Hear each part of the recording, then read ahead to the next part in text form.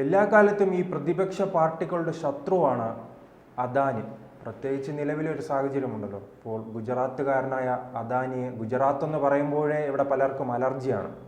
ഇപ്പോൾ അദാനിയുടെ തകർച്ച കാണുന്നവർ വളരെയധികമുണ്ട്. പക്ഷേ അദ്ദേഹം തങ്ങളുടെ ഇന്ത്യയിലും പുറത്തും പല രാജ്യങ്ങളിലും തൻ്റെ ഈ സാമ്രാജ്യം വർദ്ധിപ്പിച്ച് വളരുകയാണ്. അദ്ദേഹത്തെ ഇപ്പോൾ വിവാദങ്ങളെല്ലാം ഉണ്ടായിട്ടുണ്ട്. അമേരിക്കയിൽ അദ്ദേഹത്തെ വേട്ടയാടുന്ന ഒരു രീതിയെല്ലാം ഉണ്ടായിട്ടുണ്ട്. പക്ഷേ അദ്ദേഹത്തിന് ഇപ്പോൾ വിദേശ രാജ്യങ്ങളിൽ നിന്ന് വളരെ പിന്തുണ ലഭിക്കുന്നു, പ്രത്യേകിച്ച് ഇസ്രയേലിൽ നിന്നും. അദ്ദേഹത്തിനെ തകർക്കാൻ കഴിയുമോ? ഇപ്പം നിരന്തരമായിട്ട് അദ്ദേഹത്തെ തകർക്കുന്നതിന് വേണ്ടിയുള്ള ശ്രമമാണല്ലോ നമ്മൾ കണ്ടുകൊണ്ടിരിക്കുന്നത്. അപ്പം ആ തകർച്ചയിൽ നിന്നല്ല, ഇപ്പോൾ ഏറ്റവും അവസാനത്തെ തകർച്ചയിൽ നിന്നും അദ്ദേഹം തിരിച്ചു കയറി വരുന്നതായിട്ടാണ് കാണുവാൻ സാധിക്കുന്നത്. അതായത് ലോകത്തിലെ 1-ാം നമ്പർ കോടീശ്വരനാണല്ലോ മസ്ക്. ഇപ്പോൾ 2-ാം നമ്പറും 3-ാം നമ്പറുമായിട്ട് നിന്നിരുന്ന ഒരു കോടീശ്വരനാണ് അദാനി എന്ന് പറയുന്ന ആൾ. അപ്പം അത്തരത്തിലൊരു കോടീശ്വരന് അല്ലെങ്കിൽ ഇന്ത്യയിൽ നിന്ന് ഉണ്ടാവണ്ട, അല്ലെങ്കിൽ ഇന്ത്യയിൽ നിന്ന് വേണ്ട എന്ന് തീരുമാനിക്കുന്ന ഒരു രീതി അമേരിക്കയുടെ ഭാഗത്തുനിന്നും നേരത്തെ ഉണ്ടായിട്ടുണ്ട്. അല്ലെങ്കിൽ ഈ ഡീപ് സ്റ്റേറ്റ് അതിനുവേണ്ടിയുള്ള ശ്രമം നടത്തിയിട്ടുണ്ട്. നമ്മൾ ഹിൻഡൻബർഗ് എന്ന് പറയുന്ന ഒരു റിപ്പോർട്ട് വരുന്നതിന് മുമ്പ് ഞാൻ ഈ പറഞ്ഞ പോലെ 1-ാമതോ 2-ാമതും 3-ാമതുമായിട്ട് നിന്നിരുന്ന അദ്ദേഹം അന്നാണ് 28-ാമത് പോകുന്നത്. അത് 60-ാമത് പോയിട്ട് അതിനുശേഷം തിരിച്ചു വന്ന് 28-ാമതായി. അപ്പം ആ ഒരു ഹിൻഡൻബർഗ് എന്ന് പറയുന്ന റിപ്പോർട്ട് അദാനിക്ക് ഈ പറയുന്ന പോലെ കമ്പനി ശരിയല്ലെന്നും അദ്ദേഹത്തിന് പേരിൽ പല തരത്തിലുള്ള ആരോപണങ്ങൾ ഉണ്ടാക്കുമ്പോൾ ആ ആരോപണങ്ങൾ ഏറ്റെടുക്കുന്നതിന് വേണ്ടി പ്രതിപക്ഷം തയ്യാറാകുന്നു. പ്രത്യേകിച്ചും ഒരുപക്ഷെ രാഹുൽ ഗാന്ധിയാണ് ആ വിഷയം ഇന്ത്യയിൽ ഏറ്റെടുക്കുന്നതും. സെബി എന്ന് പറയുന്ന അതിനെക്കൊണ്ട് അന്വേഷിപ്പിക്കണം എന്ന് പറയുമ്പോൾ അന്വേഷണം ഈ അദാനിയുടെ അല്ലെങ്കിൽ അദാനിക്ക് അനുകൂലമാകുമ്പോൾ അതിനകത്ത് കുഴപ്പമുണ്ടെന്ന് പറഞ്ഞ് ഈ അമേരിക്കയും അല്ലെങ്കിൽ ഈ പറയുന്ന പോലെ ജോർജ് സോറസും അല്ലെങ്കിൽ ഡീപ് സ്റ്റേറ്റും ഒക്കെ ഉന്നയിക്കുന്ന ആരോപണങ്ങൾ ശരിയാണെന്നും അല്ലെങ്കിൽ അത് ശരിയാവുന്ന രീതിയിലേക്ക് ഇന്ത്യയിലെ പ്രതിപക്ഷ പാർട്ടികളും അല്ലെങ്കിൽ പ്രതിപക്ഷ നേതാവും ഒക്കെ നിൽക്കുന്ന ഒരു രീതിയാണ് കാണുന്നത്. അതായത് നമ്മൾ പഠിക്കേണ്ടതെന്ന് പറഞ്ഞാൽ, ഇപ്പം ലോകത്തെ എല്ലാ ഈ ഫേസ്ബുക്ക് പോലെയും അല്ലെങ്കിൽ ഈ ട്വിറ്റർ പോലെ യൂട്യൂബ് പോലെ ഇതിനെയും അല്ലെങ്കിൽ ലോകത്തെ ഒട്ടുമുക്കാലും 50 കോടീശ്വരന്മാരിൽ ഏതാണ്ട് 30-35 പേര് ഇപ്പോഴും അമേരിക്കയിൽ നിന്നുള്ളവരാണ്. അല്ലെങ്കിൽ ലോകത്തെ നിയന്ത്രിക്കുന്ന, ഇപ്പം നമ്മളീ പറഞ്ഞ ഈ ഇൻ്റർനെറ്റൊക്കെ എന്ന് പറഞ്ഞാൽ ഫുള്ള് ലോകം നിയന്ത്രിക്കുന്ന അമേരിക്കൻ വ്യവസായികളാണ്. അപ്പോൾ ഇത്തരത്തിൽ വ്യവസായികൾ വരുമ്പോഴും നമ്മൾ ഏറ്റവും അവസാനം കാണുന്ന ട്രംപ് എന്ന് പറയുന്ന ആൾ മസ്ക് പറയുന്നതിൻ്റെ കൂടെ അല്ലെങ്കിൽ മസ്കിൻ്റെ കൂടെ നിന്ന് ആ രാജ്യത്തിൻ്റെ പുരോഗതിക്ക് വേണ്ടി അല്ലെങ്കിൽ ആ രാജ്യത്തിൻ്റെ താല്പര്യത്തിന് വേണ്ടി ഒരു വ്യവസായി, ലോകത്തിലെ ഏറ്റവും വലിയ വ്യവസായി, സമ്പന്നൻ, ആ രാജ്യത്തിൻ്റെ താല്പര്യത്തിന് വേണ്ടി നിൽക്കുകയാണ്. അദ്ദേഹത്തിന് ഈ ഒരുപക്ഷെ വലിയ പോസ്റ്റുകൾ പോലുമാണ് ഇദ്ദേഹത്തിന് ഭരണത്തിൽ വരുമ്പോൾ ഏൽപ്പിച്ചിരിക്കുന്നത്. അതായത് രാജ്യപുരോഗതിക്ക് ഒരു വ്യവസായി അല്ലെങ്കിൽ ഒരു വ്യവസായം ചെയ്യുന്ന ആൾ എത്രത്തോളം ആവണം, എത്രത്തോളം ഗുണം ചെയ്യും എന്നുള്ളത് കണ്ടാണ് ചെയ്യുന്നത്. അപ്പം നമ്മളുടെ ഈ അദാനി എന്ന് പറയുന്ന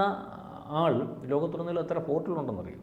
നമ്മുടെ ഈ മാനുഫാക്ചറിങ്ങിൽ നമ്മളിപ്പം ഏറ്റവും വലിയൊരു രാജ്യമായിട്ട് വന്നിരിക്കുകയാണ്, മേക്കിംഗ് ഇന്ത്യയിൽ കൂടെയൊക്കെ. അപ്പോൾ നമ്മുടെ ഈ സപ്ലൈ ചെയിൻ ബന്ധിപ്പിക്കുന്നതിനകത്ത് ഇദ്ദേഹത്തിന് വലിയ പങ്കുണ്ട്. പല പോർട്ടുകളും ഇദ്ദേഹത്തിൻ്റെ അധീനതയിലാണ് വിവിധ രാജ്യങ്ങളിൽ. ഇപ്പോൾ ഇസ്രായേൽ തന്നെ അദ്ദേഹത്തിൻ്റെ കെയർ ഓഫിൽ ഒരു പോർട്ട് അദ്ദേഹം കൈകാര്യം ചെയ്യുന്നു. അതുപോലെ കൊളംബോയിലുണ്ട്. അപ്പം യുഎനിലെ ഏറ്റവും വലിയ അവിടുത്തെ ഒരു വ്യവസായിയുടെ പാർട്ണറാണ് ഇദ്ദേഹം. അപ്പോൾ ആ രാജ്യങ്ങളൊക്കെയാണ് പിന്തുണ കൊടുത്തിരിക്കുന്നത്. ഇസ്രായേൽ ഈ വിഷയമായിട്ട് ബന്ധപ്പെട്ട് ഏറ്റവും അവസാനം ഈ വിഷയം എന്ന് പറഞ്ഞാൽ അവിടുന്ന് അമേരിക്കയിൽ നിന്ന് 25,000 കോടി രൂപ ഫണ്ട് സ്വീകരിക്കുന്നു. ഈ ഫണ്ട് സ്വീകരിക്കുന്ന പൈസ ഈ അല്ലെങ്കിൽ ആ വ്യവസായത്തിന് ഉപയോഗിക്കുമ്പോൾ അതിനകത്തെ ആ പൈസ ഉപയോഗിച്ച് ഇവിടുത്തെ അല്ലെങ്കിൽ ആന്ധ്രാപ്രദേശിൽ, അന്നത്തെ തമിഴ്നാട്ടിൽ ഉൾപ്പെടെയുള്ള ഗവൺമെൻറ്റിൽ കരാർ കിട്ടുന്നതിന് വേണ്ടി ആ പൈസ ഉപയോഗിച്ച് അല്ലെങ്കിൽ അവരെ സ്വാധീനിച്ചു എന്നാണ് ഈ പറയുന്ന കേസ്. അതായത് അമേരിക്കയുടെ ഒരു നിയമം അനുസരിച്ച് അവിടുത്തെ പൈസ പിരിക്കുന്നത് അതിനുവേണ്ടി മാത്രമേ ഉപയോഗിക്കാവൂ. വേറെ ഏതെങ്കിലും രീതിയിൽ ഉപയോഗിച്ചാൽ അത് കുഴപ്പമാവുന്ന ഒരു രീതിയിലേക്കാണ് പറയുന്നത്. ഇപ്പോൾ ഏറ്റവും അവസാനം വന്നിരിക്കുന്നത് ആ കേസ് വ്യാജമാണെന്നാണ്. ഇനി പറയുന്ന തെളിവുകളൊന്നുമില്ല. അപ്പം ഇത്തരത്തിൽ കേസുകൾ ഈ പറഞ്ഞതുപോലെ ഈ ട്രംപ് വരുന്നതിന് മുമ്പ് അല്ലെങ്കിൽ ഇപ്പം തന്നെ 1 ലക്ഷം കോടി രൂപയുടെ ഒരു ഇൻവെസ്റ്റ്മെൻറ്റ് ട്രംപ് വന്നതിന് ശേഷം അവിടെ നടത്തുന്നതിന് വേണ്ടി അദാനി തയ്യാറായി വരികയും അല്ലെങ്കിൽ അത്തരത്തിൽ വ്യവസായത്തിന് വേണ്ട സപ്പോർട്ടുകളൊക്കെ കിട്ടും. അപ്പോൾ ട്രംപ് വരുന്നതിന് മുമ്പ് ഡീപ് സ്റ്റേറ്റിൻ്റെ ഭാഗമായിരുന്നല്ലോ ഈ ബൈഡൻ എന്ന് പറയുന്നത്. ബൈഡൻ പലവട്ടം നോക്കിയിട്ടും തകർക്കാൻ പറ്റാത്ത ഈ പറയുന്ന അദാനിയെ അതിനു മുമ്പ് ഒരു ഗവൺമെൻറ്റിൻ്റെ ഭാഗമായിട്ടുള്ള ഒരു കേസെടുക്കുകയും അല്ലെങ്കിൽ നിയമപരമായിട്ടുള്ള കേസാണെന്ന് ഉണ്ടാക്കുകയും അദ്ദേഹത്തിനെ ഇല്ലായ്മ ചെയ്യുന്നതിന് വേണ്ടിയുള്ള ശ്രമമാണ് നടക്കുന്നത്. ഇപ്പോഴും അദ്ദേഹം വീണ്ടും ഈ വിഷയങ്ങളൊക്കെ കഴിഞ്ഞതിന് ശേഷം തിരിച്ചു വന്നിട്ടുണ്ട്. ഇപ്പോഴും അദ്ദേഹത്തിൻ്റെ ഇപ്പം ഇന്ന് നിലവിൽ അദ്ദേഹത്തിൻ്റെ ആസ്തി എന്ന് പറഞ്ഞാൽ ഏതാണ്ട് $66 ബില്യൺ ആണ്. അപ്പം ഈ വിഷയത്തിന് ശേഷം, കാരണം 2 ലക്ഷം കോടി രൂപയും കണ്ടാണ് ഒറ്റ ദിവസം കൊണ്ട് അദ്ദേഹത്തിൻ്റെ ഈ വിഷയം വന്നപ്പോൾ താഴോട്ട് പോയത്. അപ്പോൾ ഇതാണ്. അതുകൊണ്ട് ഇത്തരത്തിൽ കാര്യങ്ങൾ ഏൽപ്പിക്കുമ്പോൾ, അപ്പം ഈ പറയുന്നത് പോലെ ഇസ്രായേലിൻ്റെ പിന്തുണ ഉണ്ടെന്ന് പറഞ്ഞില്ല. ഇസ്രായേലിൻ്റെ പിന്തുണ എന്ന് പറഞ്ഞാൽ ഇസ്രായേൽ ഇപ്പം പരസ്യമായിട്ട് പിന്തുണ പ്രഖ്യാപിച്ചിരിക്കുകയാണ്. ഈ കേസുകളും മറ്റു കാര്യങ്ങളും ഒക്കെ ഇത്രയും സജീവമായിട്ട് നിൽക്കുമ്പോഴും, അതും അമേരിക്കയിലാണ് കേസ് ഇദ്ദേഹത്തിനെതിരെ ഏറ്റെടുത്തിരിക്കുമ്പോൾ അദ്ദേഹം പരസ്യമായിട്ട് തന്നെ പറഞ്ഞു ഈ പറയുന്ന ഈ അദാനിക്ക് അല്ലെങ്കിൽ വേണ്ട പിന്തുണ ഇസ്രായേലിൻ്റെ ഭാഗത്തു നിന്നുണ്ട്. അദ്ദേഹം ഇവിടെ പോർട്ട് കൈകാര്യം ചെയ്യുന്നുണ്ട്. വിവിധമായിട്ടുള്ള ഇൻവെസ്റ്റ്മെൻറ്റുകൾ എത്ര വേണേലും ഇവിടെ നടത്തുന്നതിന് വേണ്ടി അദ്ദേഹത്തിനെ സ്വാഗതം ചെയ്യുകയാണ്. അദ്ദേഹത്തെ മാത്രമല്ല ഇന്ത്യയിലുടനീളമുള്ള മറ്റ് കമ്പനികളെ ഞങ്ങൾക്ക് വിശ്വാസമാണ്. കാരണം ഞങ്ങൾക്ക് കുറഞ്ഞ ചിലവിൽ ഏറ്റവും മുന്തിയ രീതിയിലുള്ള സംവിധാനങ്ങൾ ഏർപ്പെടുത്തുന്നതിന് അവർക്ക് സാധ്യമായിട്ടുണ്ട്. അതുകൊണ്ട് മുൻകാലങ്ങളിൽ അവരെ ഏൽപ്പിച്ചിരിക്കുന്ന ജോലികളിൽ നിന്ന് ഞങ്ങൾക്കത് വ്യക്തമായിട്ടുള്ളതാണെന്നൊക്കെ പറഞ്ഞുകൊണ്ട് വളരെ കൃത്യമായിട്ടുള്ള ഒരു സമീപനമാണ്. അതുപോലെ യുഎൻ്റെ ഭാഗത്ത് ഞാൻ മുമ്പേ പറഞ്ഞില്ല, യുഎൻ്റെ ഭാഗത്തുനിന്ന് പരസ്യ പിന്തുണ അല്ലെങ്കിൽ അദാനിക്ക് ഉണ്ടായിട്ടുണ്ട്. കൊളംബോ ശ്രീലങ്ക ഭാഗത്ത്, അതായത് സപ്ലൈ ചെയിൻ നമ്മൾക്ക് നമ്മുടെ ഇപ്പോഴത്തെ പുരോഗതി അല്ല എക്കണോമിക്കൽ ഗ്രോത്തിന് അല്ലെങ്കിൽ നമ്മൾ ഉണ്ടാക്കുന്ന കാര്യങ്ങൾ ലോകത്തെ പല രാജ്യങ്ങളിലേക്കും കയറ്റുമതി ചെയ്യുന്നതിനും ഇറക്കുമതി ചെയ്യുന്നതിനും അല്ല ഗൂഢാലോചന നടത്തുന്നു. തീർച്ചയായിട്ടും. അതായത് ഈ ഇത്തരത്തിലൊരു വ്യവസായി ലോകത്തുടനീളം എയർപോർട്ടുകളും തുറമുഖങ്ങളും മറ്റ് സംവിധാനങ്ങളും ഒക്കെ കൈകാര്യം ചെയ്യുമ്പോൾ മനസ്സിലാവുന്നുണ്ടോ? അല്ലെങ്കിൽ കൈകാര്യം ചെയ്യുമ്പോൾ നമ്മൾ നേരിട്ടല്ലെങ്കിൽ പോലും നമ്മുടെ ഭാഗമായിട്ട് നിൽക്കുന്ന ഒരു ഇന്ത്യയിലെ ഒരു വ്യവസായം കൈകാര്യം ചെയ്യുമ്പോൾ ആ രാജ്യത്തുടനീളം നമുക്ക് ഇൻവോൾവ്മെൻറ്റ് വരുക. ഇപ്പോൾ ഇസ്രായേൽ അദ്ദേഹത്തിൻ്റെ ഒരു തുറമുഖം ഉണ്ടെങ്കിൽ ഈ പറയുന്ന അവിടെ നമുക്ക് ആ തുറമുഖം കൈകാര്യം ചെയ്യുന്ന അദ്ദേഹമാണല്ലോ. അപ്പോൾ അവിടെ അത്രയും ബന്ധം നമുക്ക് വരുമല്ലേ. അല്ലെങ്കിൽ അവിടെ നമുക്ക് ചില കാര്യങ്ങൾ സാധിക്കുന്നതിന് ഇന്ത്യ നിൽക്കുന്ന ഒരു വ്യവസായം എടുത്ത് പറഞ്ഞാൽ ആ കാര്യങ്ങൾ സാധിക്കുന്നതിനോ അല്ലെങ്കിൽ നീക്കങ്ങൾക്കോ എളുപ്പമല്ലേ. കൊളംബോയിൽ ഇപ്പോൾ ശ്രീലങ്കയിൽ അപ്പം പറയുന്ന നേരത്തെ ഈ ശ്രീലങ്ക പിന്നെ വേറെ രാജ്യം ഉണ്ടായിരുന്നല്ലോ മാലി, അവിടുത്തെ പല